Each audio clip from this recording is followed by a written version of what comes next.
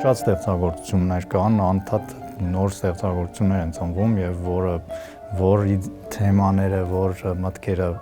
նոր ալբոմի մեջ պետք է լինեն, այդ մի հատ process է, էլի, որը ես մոտ մի քիչ երկար է։ Ես շատ երկար եմ գրում ստեղծագործություններ, այնտեղ ստեղծագործություններ կան, որի իդեաները ծնվել են 15 տարի առաջ, ու նոր հիմա ես վերջացրել եմ դրանք։ Բայց կան նաև ստեղծագործություններ, որոնք վերջացրել եմ մի ամսվա ընթացքում։ Բայց կամացից ոնց որ երևում է իր տեսքը, ալբոմի ուղղությունը եւ ինչն է պակաս, ինչն է ավելորդ, ինչ կապող բաներ կան այդ բոլոր ստեղծագործություններին։